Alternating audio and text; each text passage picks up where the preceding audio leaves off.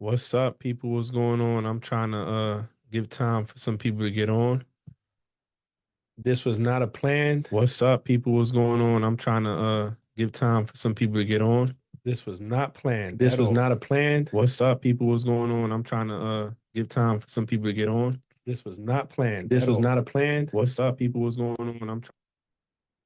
Not planned at all. I'm just getting on. Something's been on my heart and I want to talk about it. And the only way I know how to do it is get on here. I was going to record it and put it on as a podcast, but I just didn't want to do that. To be honest with you, I just didn't have the time. Well, I haven't put the effort into it. And I just want to discuss this. And I might lose some friends here and there. Not gonna lie. This really might uh lose some of my peoples that I'm cool with. And because people are not gonna hear or never heard me talk in this manner because for a long time, um, you know, I was in the military. So there's certain things I kept to myself and I didn't speak on because you really can't. You can't speak on it. You don't want to offend nobody. People can't take certain criticism the way they should, and it kind of makes things worse. But I told my wife that here lately I've had things on my mind, on my chest, and I have to discuss them because if I don't, it's gonna I don't know, it's just gonna boil over, and I want to be able to talk about it. Because if I don't, and it's gonna to hey Yahira, how you doing? I'm glad you're tuning in. This is gonna be epic because it's gonna be my real unsolicited advice and thoughts on certain things. So I'm trying to connect to my Instagram. I put my hat on because the front part of my hair is doing something crazy. I got a receding hairline, and I don't cut the front so it can look long, but then it just get curly, and I look like I'm doing a lot. But um, society as a whole has been crazy for years. This isn't new. We're not talking about something that happened overnight. And I'm speaking on this because in my travels in this world, I have had many conversations with people from many places. And some people to this day can't believe or understand why, as minorities, we feel the way we do. People in this world feel like, oh, well, it's great. This is America, land of the free, home of the brave. Frank, how can you say that? And I'm gonna tell you something. I'm not in the Navy no more, so I don't wear a uniform, and they can't come back and bite me in the butt for this. But I will say this: as a Puerto Rican male growing up in the United States, in New York City, the South Bronx, one of the poorest sections in the country. When I grew up, I didn't grow up with too many Caucasian people in my neighborhood, really none. If you was coming in my neighborhood, you was buying drugs. Or you was a teacher that was just there to teach me and then you was gone. I grew up around other Hispanic, other African American, Black people, West Indian, Caribbean, African, Vietnamese minorities that came to this country for a better chance and a better hope to produce for their families and provide, right? My parents came from Puerto Rico, which is a territory of the United States. We're not officially a state. We still our own country. That's why we have our own flag and represent ourselves in the Olympics. But we're a territory. They get to step on us and use us and provide and do whatever they want and give us in return citizenship. So that's the buyout, right? Our people, oh, you're an American citizen at birth because we're a territory of the United States. Um, but my parents came here to the United States, to New York City, the Bronx, South Bronx, 138 in Brook Ave to be exact, looking for a better way. My father's been back and forth. He's older than my mother. My mom came after college to work. My mom worked on the Woolworth on 138 between Brook and St. Anne's while she went to Fordham University for her master's and to become a social worker. So I'm no stranger to my mom working two jobs to provide. And my father, at the time, was a jeweler in the Diamond District, Canal Street, and doing jewelry, diamond setter to be exact. He set diamonds and jewels. So I don't come from a family that sat with the handout. I came from a family that came here and worked. So I'm not your typical, like they want to see us. They come here begging, handout, want assistance. No, not that. My parents worked. As a matter of fact, my mom made too much money. Even I couldn't do the summer school programs or the summer programs because she made too much money. So I couldn't. Um, I didn't qualify for certain after school programs or summer programs because my mom and my dad made too much money. So, but I still grew up in the hood. Still was there. What's up, Sean? How you doing? And what I saw. And if you're wondering where this is coming from a place where for so long I kept my mouth shut because you don't want to offend people that you met. You don't want to hurt people that you come across, because I've met a lot of people in my time in the Navy and traveling that are white or whatever, and they're not like what you see on TV. I was able to build a relationship with people that are not what you see on TV, that don't see me as a Puerto Rican male from the South Bronx. They see me as just a man trying to provide for his family and serve his country at the time. I'm bothered because I see the news and I see how this cop shot this woman. And I'm talking about Sonya Massey. I'm going to say her name. The cop sat there and she called for help. She called the cops. She called them because she felt there was an intruder in her house, outside her house. So they come to her house, two cops. They ask for ID. They tell her to turn the water off that was boiling because they don't want a fire. As she grabs the pot, she's dumping it. Something was said. She said, "I rebuke you in the name of Jesus. I rebuke you in the name of Jesus." The cop's like, "Yo, I'm going to shoot you in the fucking face." That's what he says. She puts the pot down from what I saw, and he shoots her in the face anyways. And I don't understand where this woman was a threat to this cop that was more than 15 feet away from her. I don't understand how this woman was a threat to this cop that had a backup with him so he wasn't alone. I don't understand how she was a threat to him when she didn't, all she said, "I rebuke you in the name of Jesus." Now, I'm a Christian. And I can sit here and tell you that maybe that cop had devil in him and demons. And then when they heard that, he reacted. But no, I don't think that. I just think that some people in this world still don't see us as humans and don't see us and value us as who we are. And they treat us like we're less than. And then you're probably thinking, well, Frank, man, why is this bothering you so much? And I'm going to tell you why. Olympics is going on, right? All these sports that we play, who dominates most of these sports out of curiosity? Simone Biles, most decorated person ever in the Olympics. She's not white. She's black. Basketball dream team, black. Most of our gymnasts, black. You want to look at swimming? Okay, cool. But they go out and they represent a country that don't even want them in it. They represent a country that we still get shot down when we get stopped at police stops. I saw a video on Instagram of New York City or a cop. I don't know if it's New York City or not. Don't get me wrong. NYPD, grimy as hell too. Punching a man that's getting handcuffed because he asked a question in the face. How is that protecting and serving our people? How is that helping our people out when we're talking about protecting the country? Not the country. Let me stop. They local. They city. What we did when you put a uniform on and you serve the military and you go abroad, and that's serving the country. These motherfuckers is local motherfuckers that just doing their job here in the States. So that's cool. You got to respect what they do.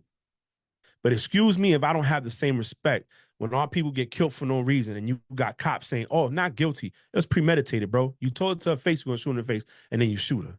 And then you got all these minorities going out here, and they represent the United States of America to win a medal to come back to a country that don't even want half of it. That's still racist. And then you got a guy running for presidency that says, "I'm going to give cops federal immunity." Like they need it. Like they need it. Let me people get killed the day that minorities and nobody gets tried or nothing.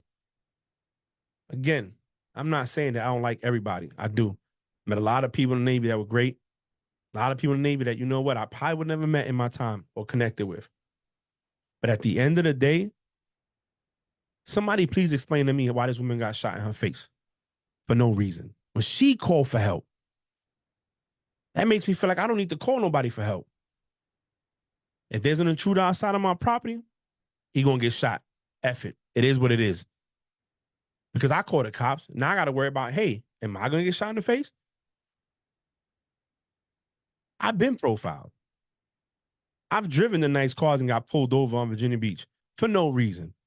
Oh, because I got a nice car. I used to get pulled over all the time because I had to state tags. Oh, let me pull them over. Oh, your license plate light is out in the middle of the day. How can you know that the light that illuminates my license plate at nighttime is out at 1 o'clock in the afternoon? But you're not really stopping me because of that light. What you stopping me for is because you see me at the time with a New York Yankee on, fitted hat for those people that don't know, a Cuban link chain on. I look like I'm doing something other than serving the country, right? Because if I'm in the Navy, I should be broke and not have shit to show for it. That's what it should be. But you pull me over because you see a Yukon, you see the out of state tags, you see the Yankee fitted, you see the Cuban link, you see me. It's like, oh, he's selling drugs out here in Vibe Beach. So let's pull him over. What about when I was in Florida with my family at the movie theaters in Fort Myers? Again, I get it. I'm profiled. I'm wearing a Yankee fitted, Rockaware clothes on, Cuban link chain, Lazarus piece, fresh Air Force Ones, Uptowns for us. Cop comes up to me and says, hey, I want to see your ticket stub. No, he said, I want to see your ticket stub. I said, you want to see mine or the rest of the people here? He said, no, I want to see yours. Okay, so I show him the ticket stub to show him that I paid for the movie I'm about to go watch. As if I was really doing stuff illegally and I'm selling all this drug in your state. Why the hell would I not pay for my ticket? Okay, whatever, you dumb cracker. You thought it was me, so it is what it is. And I said the word I said now, and I'm saying it again, no offense to nobody else, because there's a lot of people I'm friends with that are not Hispanic or Black or Asian. They're white, and I love them, and they've shown me other sides. But I'm referring that to the people that at the end of the day don't show us the same respect in return. I show it to those people that think that just because we're Hispanics or Black or whatever, that we're beneath you when we're not. See, I've experienced it. I didn't experience it in New York City. It was after I left the city.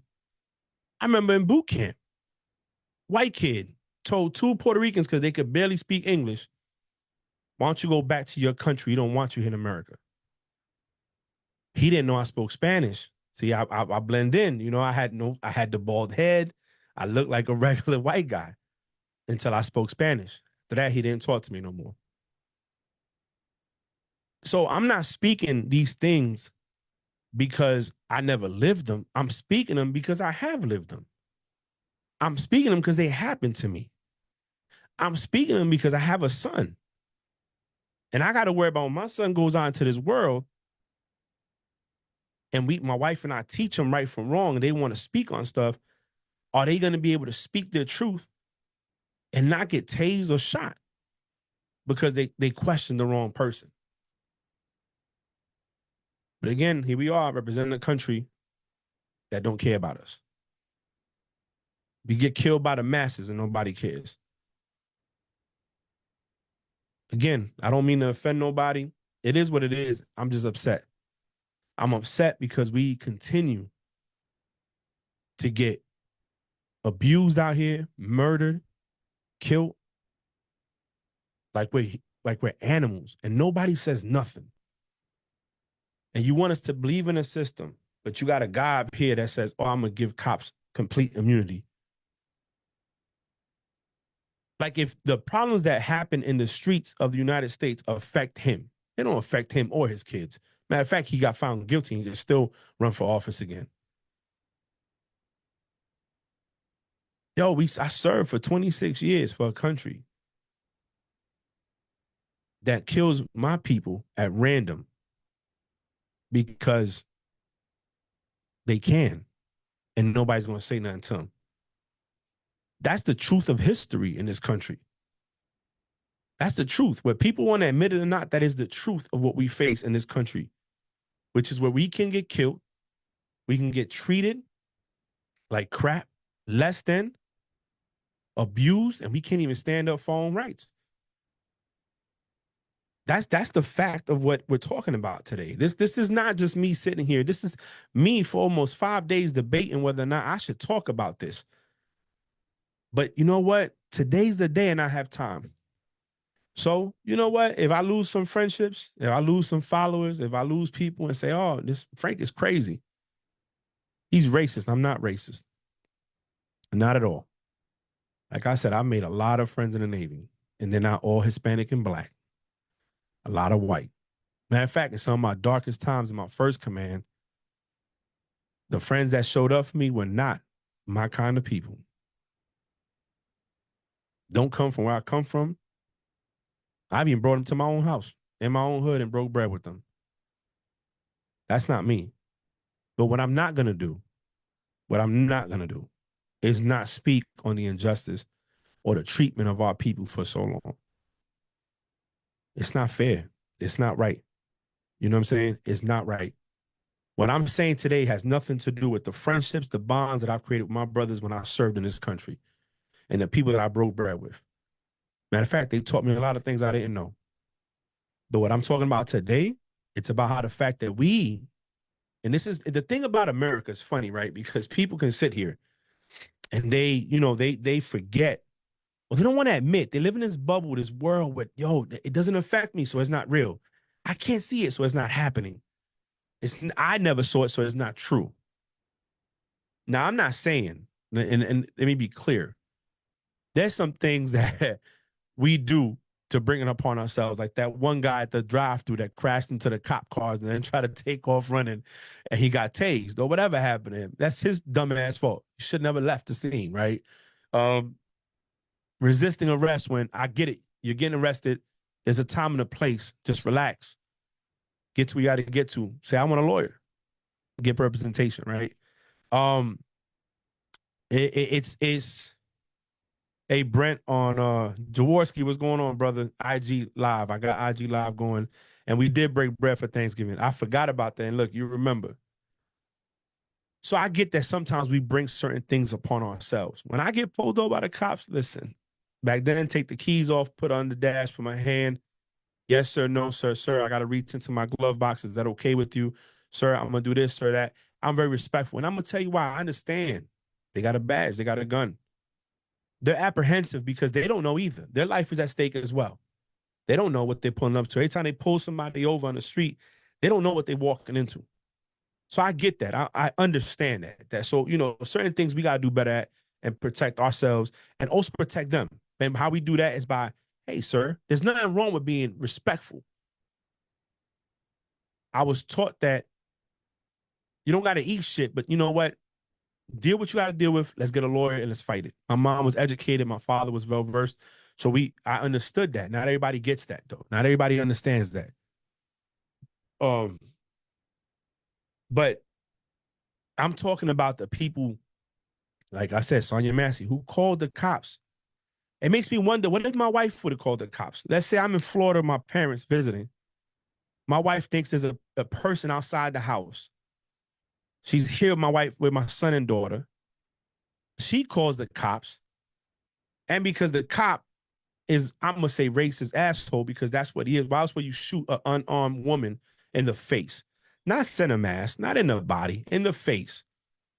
You want to kill her. That's what you was trying to do. And you did it. You succeeded. Bravo Zulu on a job well done. You did it. But it makes me think, what if my wife had to call the cops? And I'm not home. Are they going to shoot my wife in the face because she had a pot of water on the stove? It's two cops. One cop could have shut that off while the other cop sat with her. And I understand you asking for identification because you're trying to make sure that the person that's called the precinct and called the cops is the person that you're in front of. So I get that. I understand that. But she didn't call the cops to get killed that night. And what bothers me, bro, it does. It baffles me how we say, hey, go to the Olympics, represent this country that don't give a damn. Represent this country that's allowed people to go free on murder. because technicalities, whatever you want to call it, but they did it. These ball players, we don't understand. See, the problem with minorities is we don't understand the power that we have as a community, right? I don't have the numbers because this is spontaneous. This is prompt to. This ain't me with a production team coming up with statistical categories and all this other stuff. But I like to venture and think that in sports today in the United States, more than 50% of the people that make up the sports is minority. Just want to say, baseball, come on, bro. They might as well, everybody might as well speak Spanish. It is what it is. Football and basketball, even overseas players coming over here. You know what I'm saying? The Joker's not from here. He's from overseas. Luka's not from here. He's from overseas. So when we start looking at all these different players, name me a sport where it's predominantly white and not made of people from minority descent or another country in this country playing. Probably hockey. That's okay. We'll give you that. But look, they play. But I bet you if we stop playing sports, we stop going to the Olympics representing us winning gold, right? And stop spending money in stores and all this other stuff that we do and start taking pride in who we are, then people will listen.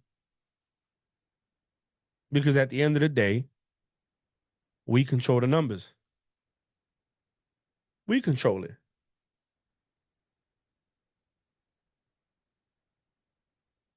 And you're right, Ralph. You know, Ralph said, bro, that's because our great country is a mixing pot of great Americans. Ralph, I want to believe that, brother. I do. I do. And, you know, you and I have conversations ad nauseum when we was at work about this stuff. And I respect his point of view. He respects mine. I just have a hard time when these people don't get held accountable, Ralph. And I think that out of anything in this world that me and you could agree with is accountability is a must. And I ain't gonna put out what you do for a living because you're still doing what you're doing. You know what I'm saying? I'm respected. But me and you both have sacrificed enough for this country because we believe in it. These people, what I'm talking about is accountability across the board, brother. That's it. You know, politicians are politicians. They're going to tell you what you want to hear to grease their pockets, get in office, whether it's senator, governors, mayors, whatever, to get there what's best for them. That's the problem with this country. That's another problem with this country, that nobody becomes president because it's right for the people. We forgot that this democracy is built for the people, by the people. We don't do that no more. It's about where can I make the most money? Who's going to line my pockets? Who's going to do this? Who's going to do that? And where we're at. We're, you know, to be honest, we're like, I feel sometimes we're like a laughing stock to the rest of the world. The United States of America, once a powerhouse, is a laughing stock because of where we're at as a country, where the importance should be put back into as a country. So that's my rant, man. It should have been a podcast episode. I didn't put it that way. I just felt in my heart I needed to talk about it. I've prayed on it. I've felt like it was something I needed to discuss and get off my chest. And again, if I lose some people in the process, then maybe you wasn't part of my journey in the first place. Not a racist man by no means at all.